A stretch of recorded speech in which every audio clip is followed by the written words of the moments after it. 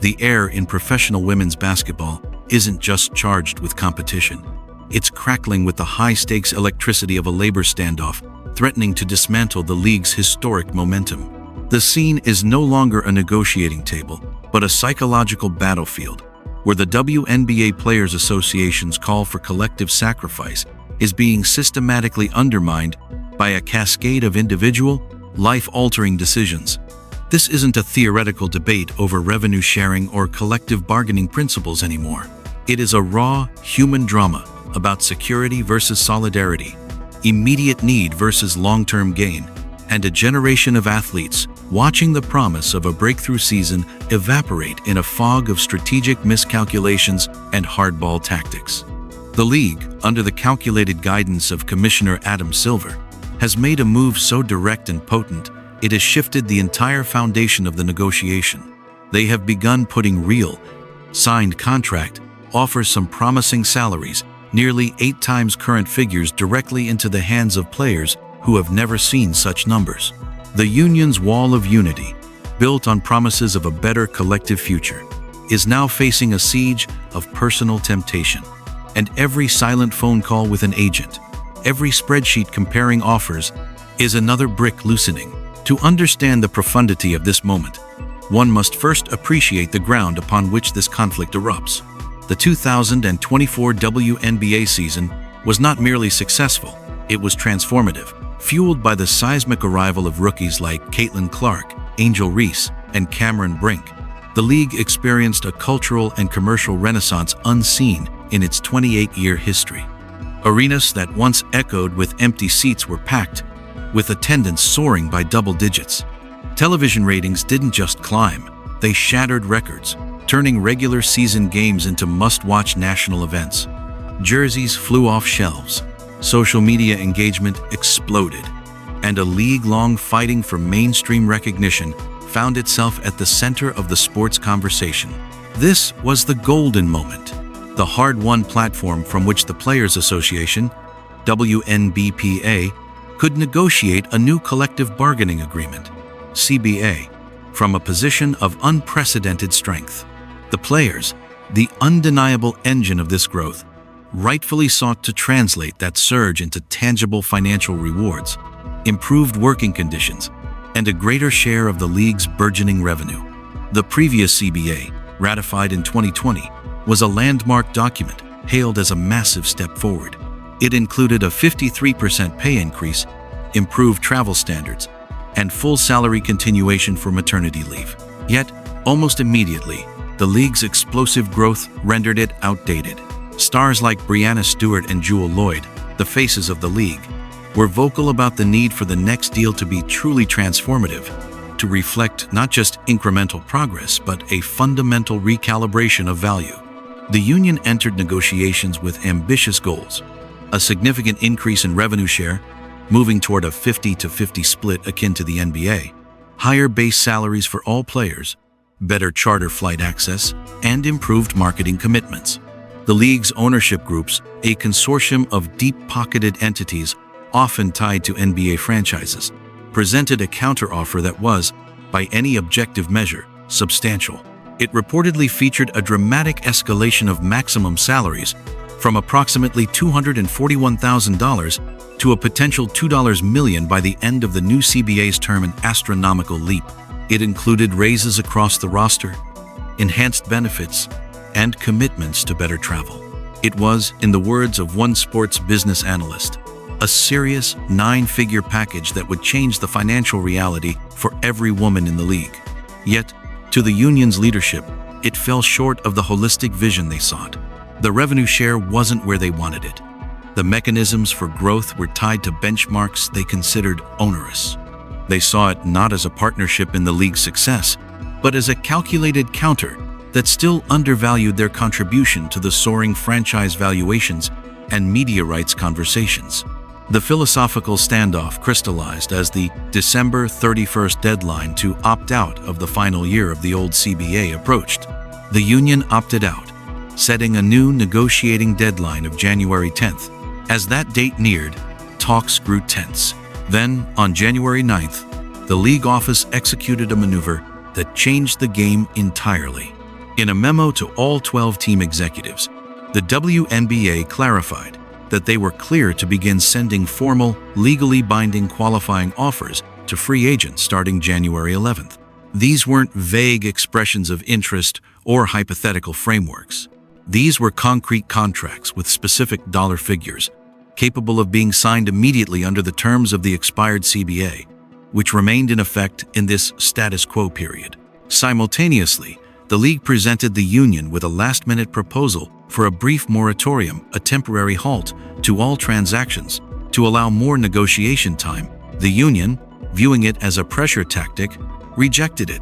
This series of decisions flung open the doors of free agency amidst total CBA uncertainty, creating a landscape of exquisite tension. Front offices, caught off guard, scrambled on emergency calls with the league to understand the rules of this new, chaotic frontier. The answer was unequivocal. Proceed. Make offers. Pitch players. Put numbers on paper.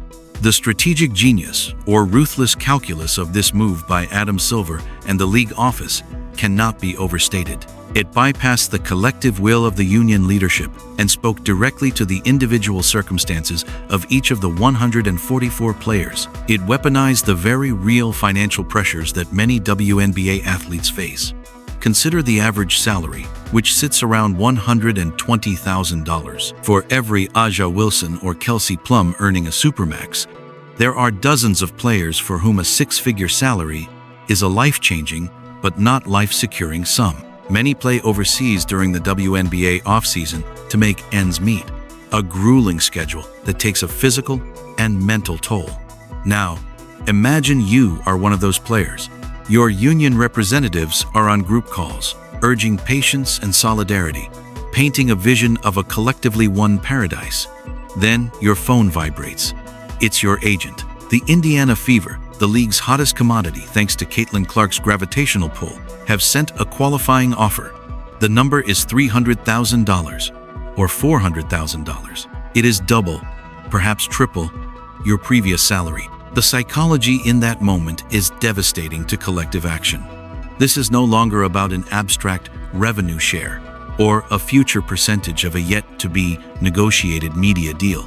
This is a check, with your name on it, that could pay off your student loans, buy a house for your parents, secure your child's future, or simply provide the financial runway to train and focus solely on basketball for the first time in your career.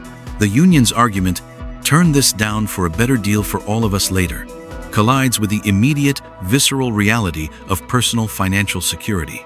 As one anonymous player agent told Front Office Sports, "You're asking a 25-year-old who has been grinding in Europe every winter to say no to generational wealth for her family on the promise that a better deal might come. That's an impossible ask." This tactic exploits a latent, growing generational and philosophical divide within the player ranks. The union's leadership and most vocal public advocates are often established veterans players who have weathered the league's lean years and have built their brands and financial stability over time. For them, the fight is about legacy, about setting a permanent standard that lifts the entire league. They are playing the long game, and a few more months of uncertainty is a price they are willing to pay for a decade of transformative change. As veteran forward and union leader Nneka Ogwumike has stated, "We are not just fighting for today's players, but for the next generation." However, for a younger player, perhaps one who entered the league in the last 3 years during this surge of popularity, the calculus is different. They are the direct beneficiaries of the Caitlin Clark effect. They have seen their Instagram followings explode, their jerseys become relevant, and the spotlight brighten. Their earning potential outside of basketball, through endorsements and appearances, is higher than any previous cohort. For them, the league's momentum is not historical context. It is their present opportunity. A prolonged labor dispute that delays the season, cancels games, or alienates the new fans is a direct threat to that personal momentum. Why risk the wave you are currently riding for a pension structure that won't mature for 30 years? The league's direct offers feed perfectly into this mindset. Here is your reward for this moment, right now. Sign it and seize it. This internal tension is the fissure Adam Silver is aiming to widen. It is classic divide and conquer, executed with legal precision. The league's public stance has been one of calm readiness. They have made their offer. They are operating in good faith under the existing rules. They are simply allowing the natural processes of team building to continue. The pressure they subtly imply is not on them to improve their offer, but on the union to explain to its members why they should reject immediate, massive raises. The union's response has been to cry foul, accusing ownership of running out the clock and negotiating in bad faith. In a fiery statement released on January 10th, the WNBPA wrote, "The league and team owners continue to undervalue the contributions of players, dismissing player concerns and running out the clock in an attempt to force players to accept a deal that does not reflect our worth. They have dismissed the free agency offers as procedural noise, meaningless without a new CBA framework. Yet, this rhetoric rings increasingly hollow as the procedural noise comes with a tangible dollar sign attached. A statement cannot deposit itself into a bank account. A principal cannot pay a mortgage. Complicating the union's position is the brutal, unmovable calendar of arena logistics. This is the second clock, ticking even louder than the financial one. As noted by ESPN's Ramona Shelburne, no CBA means no official schedule can be released. Training camps are not until April, but the arenas that house WNBA teams shared facilities like Chase Center in Golden State, Barclays Center in New York, and Michelob Ultra Arena in Las Vegas do not operate on a sports league's tentative timeline. Their calendars are booked months, sometimes years, in advance with concerts, family shows, and other sporting events. Every day the CBA remains unresolved is a day those venues can and will reallocate prime summer dates. Once those dates are gone, they are gone. A delayed or shortened season becomes a logistical and financial nightmare, erasing the hard-won attendance gains of 2024. The union's gamble assumes that ownership, fearing the loss of this momentum, will blink first to save the season. But ownership may be calculating that the players who rely on their WNBA paychecks as primary income cannot afford a long delay. The owners, many of them billionaires with diversified portfolios, can absorb a temporary loss. The players, largely, cannot. This asymmetry in staying power has been the downfall of many a players' union in professional sports history. Furthermore, the union's perceived leverage may be overestimated. Some within the player ranks have pointed to the emergence of Unrivaled, the new 3-on-3 league founded by Brianna Stewart and Nafisa Collier, as an alternative or a bargaining chip. But while Unrivaled is a noble endeavor to create more earning opportunities, its current viewership and financial scale are not remotely comparable to the WNBA. It is not a viable safety net for 144 players. It is, at present, a supplemental opportunity for a small group of stars. Banking on it as leverage is a strategic misstep, one the league has clearly called by moving forward as if it doesn't exist. The court of public opinion, so crucial in modern labor disputes, is also proving treacherous for the players. The 2024 season, while massively popular, was also marked by a palpable tension between the league's established veterans and its influx of new, predominantly white, fans drawn by players like Caitlin Clark. Some veteran players and supporters used media platforms to criticize these new fans for their perceived bandwagon mentality or lack of historical knowledge, creating an undercurrent of defensiveness and alienation. Now, in the midst of a labor fight where fan support is crucial, that same new fan base is watching. Many see owners offering massive pay raises and players turning them down, and their sympathy is not automatic.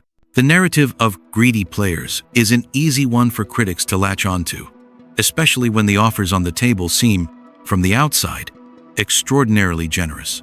The union's challenge is to reframe the conversation around value and long-term equity.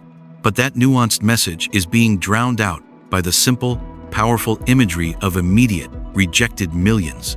So, where does this leave the WNBA, a league on the precipice of its own potential? Several paths forward are now visible, each with profound consequences. Path 1. The fracture. This is the scenario the league's current strategy is designed to create. Over the next few weeks, as qualifying offers and broader free agent contracts circulate, A critical mass of players, particularly younger, mid-tier athletes for whom the offers are most life-changing, begin to sign. They rationalize it as securing their future, protecting their families, or simply making a rational business decision. Once the first domino falls, the pressure on others intensifies. The union's bargaining power collapses as its membership demonstrates it is not unified. The league then negotiates the remaining CBA details with a weakened union, likely securing terms more favorable to ownership. The players get their immediate raises, but lose significant leverage on revenue share, benefits, and other structural issues for the next decade. The union as a meaningful force is crippled, perhaps permanently. Path 2. The holdout. The union leadership successfully rallies the rank and file, convincing them to reject all offers in a stunning display of solidarity. Free agency grinds to a de facto halt as players refuse to engage. The clock ticks toward the season. Arenas begin losing dates. Sponsors grow nervous.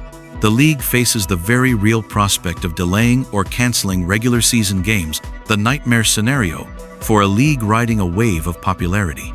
This is a game of high-stakes chicken. The union is betting that the owners' fear of losing the 2025 season's revenue and momentum will force them back to the table with a dramatically improved offer. The risk is cataclysmic. If owners call the bluff and the season is damaged, the players lose paychecks, the league loses fans, and the long-term growth trajectory is permanently altered. The damage could take years to repair. Path 3. The negotiated surrender. Faced with the ticking clocks of arena dates and player defections, the union leadership returns to the table before a mass fracture occurs.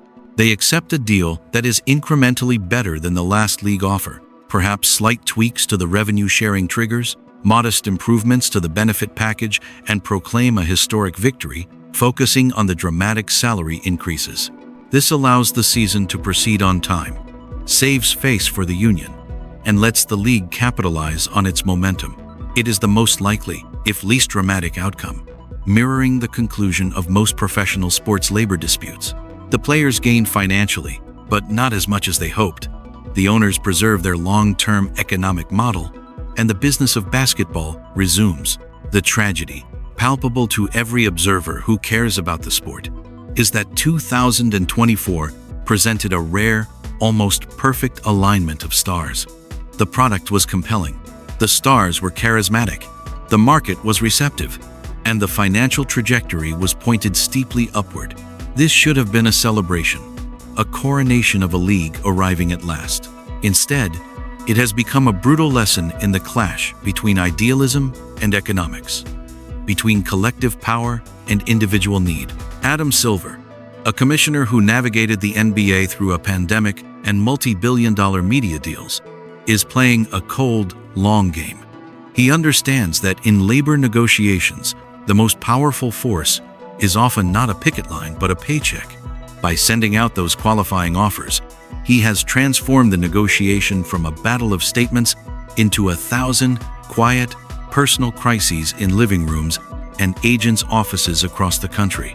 The coming days will be defined not by press releases, but by silence. The silence of players contemplating an impossible choice.